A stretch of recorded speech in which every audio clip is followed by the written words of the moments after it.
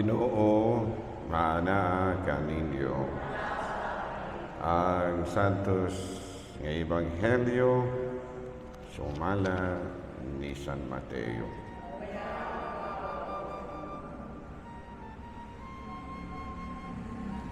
Si Jesus misugilon niining sambingay ngadto sa mga tinunan. Ang gingharian sa langit sama sa tagiyas o sa kapariseyo, gasayo sa buntag, milakaw aron pagpangitag mga tao nga iyang patabahoon. Miuyon siya paghatag kanila sa naandang suhol nga usa ka denaryo ang adlaw ug ipadala sila ngadto sa iyang parasan. Pagka alas 9, miadto na usab siya sa merkado ug dito nakita niya ang pipila ka tawo nga nagtindog nga walay buhat. Busa miingon siya kanila, "Trabaho usab kamo sa akong parasan, ug tagaan ko kamo hustong suhol." Ug nangadto sila. Unya pagka alas 12 o pagka alas 3 mao gihapon ang iyang gihimo. Hapit na kadto mo alas 5 nga miadto siya sa merkado ug didto nakakita siya laing pipila ka tawo nga walay buhat. Nangutana siya kanila, "Nganong giusikan man ninyo ang tibuok adlaw?" Nanubag sila, "Kaya wala man po may patrabaho namo." Umiingon siya kanila, "Kung mao ka na, trabaho kamo sa akong parasan." Pagkakilom-kilom na ang tag-iya, miingon siya ang kapatas, tawga mga mamumuo ug tagay sila sa ilang suhol. Unaha pagsuhol katong ulahing gipatrabaho ug ipaulahi katong unang gipatrabaho. Ang mga tawo nga misugod pagtrabaho sa alas 5 sa hapon, gisuhulan og usa ka denaryo ang matag usa kanila.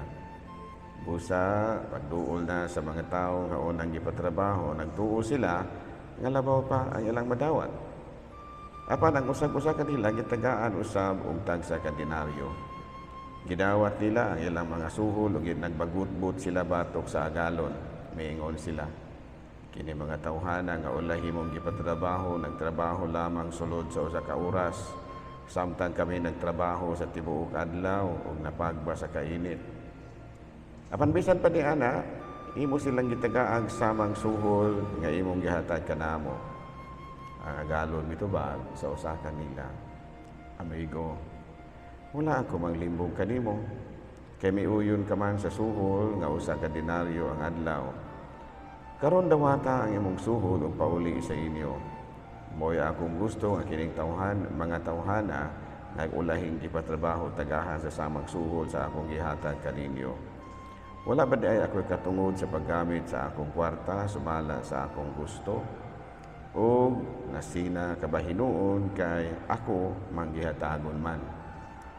Ug gitapos ni Jesus ang sambingay sa pag-ingon, "Katong naulahi, mahiuna, katong nahiuna, maulahi." Mga igsuon ko diha ni Kristo ang Ebanghelyo sa Ginoo. Mang lingkod. So good morning. Salamat, kaya medyo ubay-ubay taron. So welcome, no? Well, anyway, our theme for today's Mass is about gratitude. Gratitude. Sino ng gratitude? Pagka mapasalamaton. No? Huwag yun na, ngunay primero. And of course, that is based on our gospel for today, nga ang usa ka kanang sa ato pana kapitalista, investor, ni-invest, nagpatrabaho siya mga tao, trabaho niya. So of course, diha ta dapit mukuha sa pagtulunan. Kay ni-invest, mga walay trabaho, gipatrabaho, and then nakatrabaho, ikapalit og bugas. Tag 58 kilo. Anyway, sideline, no? Salamat ta sa ASF. Kaya nga naman, wala na ibaligyang karne. So kato mga high blood, dili na makakaon og karne. Wala na may baligyan kangi. Thank you very much. No? Unya pasalamat pud ta nga ni mahal ang bugas. Kay nga naman katong mga kusog kay muka og big bugas bisag diabetic, gamay na lang ang makaon, 1 cup. Praise the lang, no? 1 cup. Oh, praise the Lord. Okay, katong uban nga tag sa kabandihado yun din kanon, maihat na kag 1 cup na lamang. Ano man, kay pirti ba yung mahala? You know, there is always a prediction nga mamahimo ko nung tag 100. Sige ra ko. Mas maayo gani aron mawala na ato ang diabetes. side ra to siya. O balik tas gospel lang. Usa may ato karong gospel. Of course, our theme for today's mass is about gratitude. In our gospel, no, we are being taught to become grateful. No, muna gitawag nato sa English o counting God's blessings. Pasalamat kita sama sa mga walay trabaho nga gipatrabaho. It is important that we should be grateful to God about all the blessings. No, pasalamat kita. Kano man, kay usahay baya wala biya taga-kwinta ug unsay atong nadawat. Ang atong gikwinta katong wala nato madawat. Mo man na usahay man di ka kapasalamat kay wala man ka nagpasalamat nga gitagaan kag mayong lawas. Ya kay wala man nimo madawat katong plano nimong moadto ka sa abroad. O di wala na ka nagpasalamat sa Ginoo kay ngano man. Wala man nimo huna-hunaa. No, o pananglitan nangandoy ka nga wala nimo pasalamati nga gitagaan kag buutang bana. Kay ang imong gipangayo sa Ginoo nga madato ka. O kay wala man ka madato, bisan pagbuutan imong bana, di ra gyud ka magpasalamat sa Ginoo nga naman because we are not looking at the blessings that we receive. Ang atong gihuna-huna katong wala nato madawat, which is wrong. Mo man nahitabo sa gospel nga wala na sila naghuna-huna. Kung unsay ilang nadawat, wa na ganit na nagpasalamat. Kaya ang ilang gihuna-huna katong wala nila madawat, ayaw.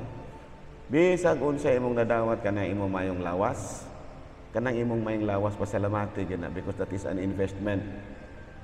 Kanang mayo kag lawas, sus dali ra ka makakita kwarta og mayo kag lawas. Pero logos nakakakita, logos nakakaginhawa, logos nakakalakaw, gasakit na ng imong post-on, gasakit na ng imong kuto-kuto, gasakit na ng imong unsa na nagsakit nimo dinha. Di na jud ka kakita kwarta. Di na magani ka kalakaw, mangita pa noong ka kwarta. Di na magani ka mahapit ka ginhawa, mangita pa inoong ka kwarta. So wala na. Dead kuan na ka og sa kuan pa na gitawag game over na ka. Pero may pagaglawas, pasalamati gyud ang Ginoo na. So the first point is counting God's blessings. Ayaw kay si huna-huna o wala nimo na dawat paring kamot ra. Nya sa every time nga makadawat ka pasalamati ang Ginoo ana. And number 2, pasalamat po kas Ginoo sa mga nadawat sa uban. Sa grasya nga nadawat sa uban. Na may uban nga mag-uol. Makadawat gani ilang silingan, makakita, makapalit gani, makapataod gani internet ilang silingan. Mag-uol. Walang internet, kalabad-labad naman sa ulo. Mag-uol man hinoon, no? Makapalit o motor, esas motor-motor, o bagani gikaon, motor-motor, gani mga ipangkaon. So, sometimes, dili ta malipay kung unsay mga nadawat sa silingan. Na sometimes, no, po sa gospel nato, nya na ay wala makatrabaho, dahil gipatrabaho, nangasuko sila kay nga naman, nganong gipariho ang ilahang sweldo, mga sinahan ba? So that is wrong. Ayaw yun ang huna-hunaa. Ayaw yun ang huna-hunaa. Kung unsay imong nadawat, bisag unsa, ginagmay o dagko, pasalamati. Katong wala nimong nadawat, pangayo ara. Pangayo ara sa Ginoo. Pero katong imong nadawat, pasalamati. And number 2, kung maasinso ka na imong silingan, ayaw kagool, mga sinahan. Ayaw mo kagool, mga sinahan. Kidili, ginamaw, naagyon sa Ebanghel, naana sa Biblia, nga walay sinahan nga makasulod sa langit. Walay sinahan nga pasudlon og langit. Kaya wala sila magtanaw sa kaayuhan sa ilang isig katawo. Wala sila mahigugma sa ilang isig katawo. Wala sila pagtanaw kung unsay maayo sa ilang isig katawo. Anong pasudlon man nato ning langit? Iimpierno tani aron butagam. Ayan. Klaro? Klaro? So ayaw nagsinasina. Paningkamot ra din na ayaw sinasina. And number 3, pasalamati ang Ginoo nga iya kag giubanan sa imong kawadon. Bisa naman lamang sa panahon nga mosimba ka. Pasalamat kas Ginoo nga niya siya ni uban ka nato panahon sa santos nga misa. nga He is with us. Nagmisa, doon ay mga pulong sa Diyos. Masalamati. Yan naman, tungod kay ang presensya sa Diyos, maglikay ka nato sa tintal sa panulay. No, kung anaa gani kanunay ang Diyos uban ka nato, dili kita matintal sa panulay. Nga naman, naa may nagwardya nato, naa may mga pagtulunan nga gihatag nato. Ang problema lang kay magpalayo mapunoon ni uban. Imbis mapaduol Ginoo musimbag matag Domingo. Dili naman hinuon nagpaduol man noon sa panulay, adto naman hinuon sa mga hantakan. Adto naman hinuon sa mga kining sabunga, mga tigbakay, hantakan, adto sweeting shed, magtabi, maglinibakay.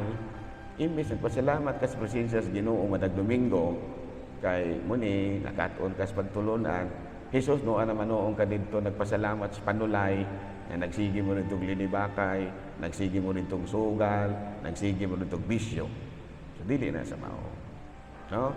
You should be thankful. Masalamati ang Ginoo. Mabita na ang uban niya. Tagaan na lang ang pagsulay sa Ginoo kay makainomdom ra man gud Ginoo og magsakit. No, dunay usa ka tawo nga magsakiton usa ra gito iyang sakit. Kadlawon pang buntag, di nakatulog ni mga silingan. Hagoy, Ginoo. Hagoy, Ginoo. Ginoo, pasaylo ako. Ano ko, kadlawon dako. Nang limbawot ning balhibo ini mga silingan, kay mga alaunas kadlawon. Kay sakit man kayo. Cancer man siguro to sa bukog. Pero kanang tawhana, sa wala pa magsakit, pilosopo, kabulog ako sa tinubagan, na may karabaw, lagi na simba-simba na nambok, lagi na naaman ang uban, nga kasigig simba, pobre ra man ginagihapon. Tagaan bitog sakit, kadlawon pag dako. Dili inog ampo, nagahatog ampo, agoy, Ginoo. Ginoo, pasilo ako, Ginoo. Agoy, yung pagkataon-taon, piste ni, namalikas ra na dugay. Ano man, namalikas na dugay, kaya dili naman to tungod kinahigugma sa Diyos, naahat raman to tungod sa sakit. So, dili na ta magpaabot pa nga managdao ta para berta mapasalamat, para berta mangayon panabang sa Ginoo. No? Klaro ba? Klaro? No, muna, dunay nagmisa ko sa bukid, oras. Nagmisa ko sa bukid, niingon tong ako ang chapel leader. Pader, pastor biya na nasluyo nga simba. Ha? Ganun may simba man ang? Ambot na gaya na. Di ba, hinadagan na katoliko kaya ganun nagsimba man. So, wala ko kaagwanta akong ipangutana itong mga silingan. Ganun nasimba man ito inyong pastor dito. Siya ay nagpatambal, maguna padre. Unya, kaya giingnan man na, nga gihangop siya sila iyahang mga apuhan. Gihangop sa mga apuhan, munang nagdaot. Muna nga giingnan siya nga simba, unya pamisahi ang imong mga apuhan. Naahatong simba, nangutana pa kuno, pwedeng magpamisa ako? Dili ko mo simba? Ingon siya nga ingnan, unya maldito po itong kuan, katong mananambal nga katoliko, ay dili paminahon sa Ginoo ng imong pamisa o magdaot ra gyud gihapon ka ug magpamisa ka nga di ka mo simba. Naahat in taon og simba ang pastor kaya naman gihadlok mo pud itong mananambal na dili og dili gyud ka mo tuman ang isulti nimo patay gyud ka. Isus simba na lang gichawan dito in taon tong pastor sa Loy. Nahitabo gina sa unsa tong lugar basta kay sa Barangay Tabuan, Sitio Tabuan, Bayawan. Di ko malimot ana. Murag usa to. Basta kay ana, murag ingon na Dita. Ayan, alam do pa jud ko. Dito sa Dita, Barangay Sitio na siya sa Bayawan, sa Tabuan, unya Sitio Dita. Nga waterfalls. Tingnan. Sino ba maris pastor? Di ingon tong ana ko ba pastor kuno. Kay maldito man tong mananambal. Ya kay makaayo man pod. Makaayo mo itong mananambal. So, inan, magiprangkahan, manggit siya na.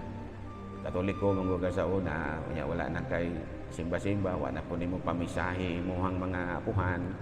Muna nga, gihangop na ka nila. Di na ginamaayo imong sakit. Gawas kong magpamisa ka. Ya, pwede rin, di na kumusimba. di ka maayo ug di ka mosimba. Di tanggal gihadlok ng pastor sa mananambal.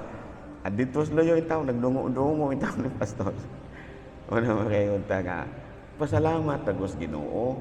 Simba ba, simba. Ayaw gulata nga magdaot pa ka nga makadlawong dako magsingit hilak-hilak na ka. Dili na sa mao. Muna nga pasalamati ang Ginoo every Sunday with His presence. Simba ka. Gaya na ko ng panahon ko. Dili bitaw ka mapobre, musimba ka. Dayong panahon na sige, pamisa po kang Malunes. Ingo di ana. And then, huwag tanga ng imong kinaiya, sister, nga pagkasinahan. Kung mulambo ng imong silingan, pangayog hinabang, ayaw sigig bagol-bol din ha, kaya mo na sayop na ilahang mo na. Mo komentaryo. Imbis nga gitagaan og biskwit, gikan sa Manila, mo ingon pag yun, dabok po na ilahang tingyan. Imbis nga, imbitaron og kumbira, kay mo lagi nagpasalamat, magpamuro-muro mo yun noon, labad po na akong ulo dire ko. Marag isog kayo ba? So ayaw. Kung mas mayog yun nga, magpasalamat kas Ginoo sa mga grasya nga nadawat. Pasalamati po ang Ginoo nga nakadawat ang uban, imong silingan, imong igagaw, mga paryente na kwartahan na. Kunya, kanunay, pasalamati ang Ginoo matag Domingo with His presence, with your presence. Salamat yung kas Ginoo. Manindog palihog.